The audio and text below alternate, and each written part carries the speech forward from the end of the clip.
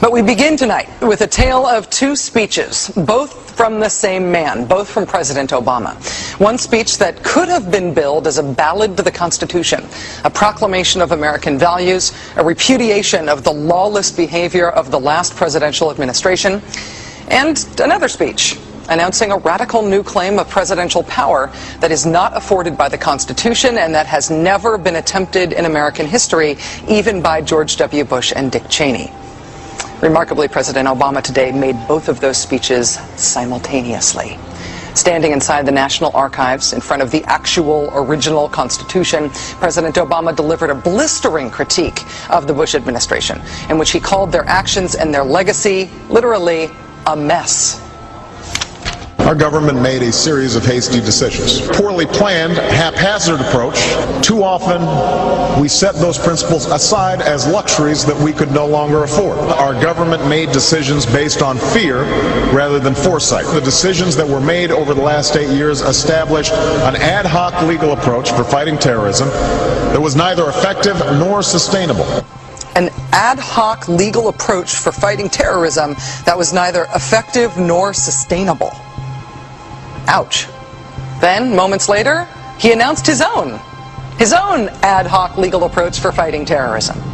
President Obama today proposed something new, something called prolonged detention. Doesn't sound that bad, right? Prolonged detention. Did you ever see the movie Minority Report? It was based on a Philip K. Dick short story. Came out in 2002. It starred Tom Cruise, remember? He played a police officer in something called the Department of Pre-Crime. Pre-crime is where people are arrested and incarcerated to prevent crimes that they have not yet committed. Mr. Marks. By mandate of the District of Columbia Pre-Crime Division, I'm placing you under arrest for the future murder of Sarah Marks and Donald Dumanos. Take place today, April 22nd, at 0800 hours, 4 minutes. No, I didn't do anything. You didn't do anything, but you're gonna. Future murder. Creepy, right?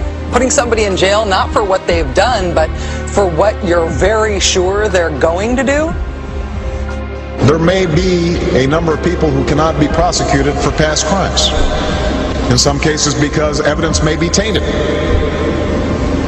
but who nonetheless pose a threat to the security of the United States. We're not prosecuting them for past crimes, but we need to keep them in prison because of our expectation of their future crimes.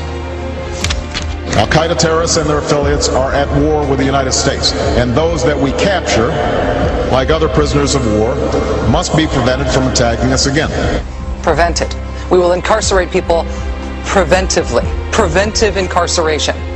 Indefinite detention without trial. That's what this is. That's what President Obama proposed today, if you strip away the euphemisms.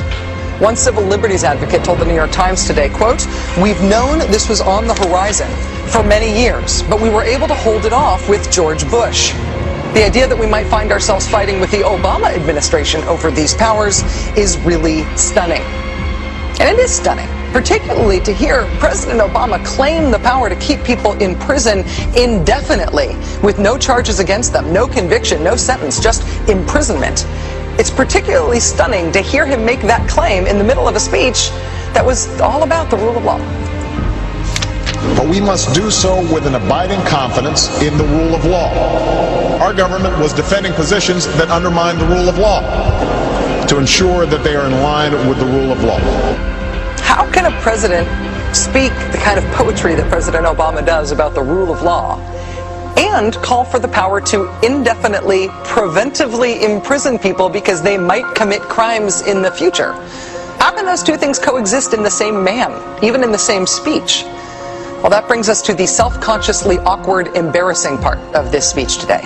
After condemning the Bush administration for what he called their ad hoc legal strategy, for trying to make things seem legal that patently weren't, this is what President Obama proposed. My administration has begun to reshape the standards that apply to ensure that they are in line with the rule of law. We must have clear, defensible, and lawful standards for those who fall into this category.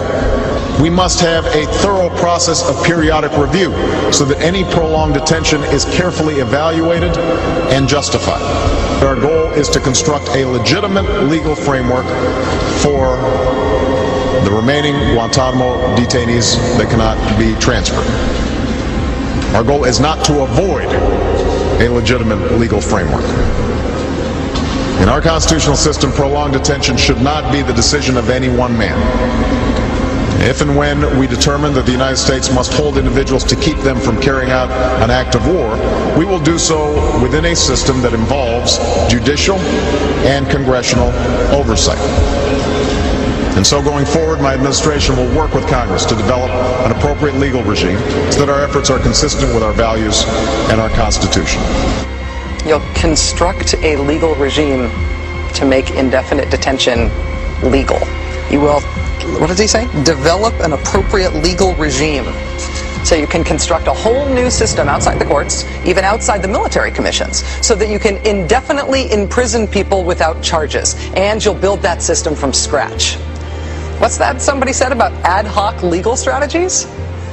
Just for context here, in the United Kingdom, where there isn't even a Bill of Rights, there's been a major debate about whether people can be held in preventive detention. Former British Prime Minister Tony Blair wanted 3 months to be the outer limit for how long anyone could be held. There was a big political fight about it. Parliament ended up limiting that power to 28 days. 28 days is still the longest period of preventive detention that's allowed under law in any comparable democracy anywhere in the world.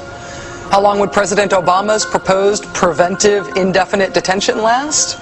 Well, he's not saying yet, but here's how he defines the threat that he says makes indefinite detention necessary. Right now, in distant training camps and in crowded cities, there are people plotting to take American lives. That will be the case a year from now, 5 years from now, and in all probability 10 years from now. 10 years from now. So you could get arrested today and locked up without a trial, without being convicted, without being sentenced for, say, 10 years until the threat of your future criminal behavior passes. Prolonged detention, he's calling it. This was a beautiful speech from President Obama today with patriotic, moving, even poetic language about the rule of law and the Constitution, and one of the most radical proposals for defying the Constitution that we have ever heard made to the American people.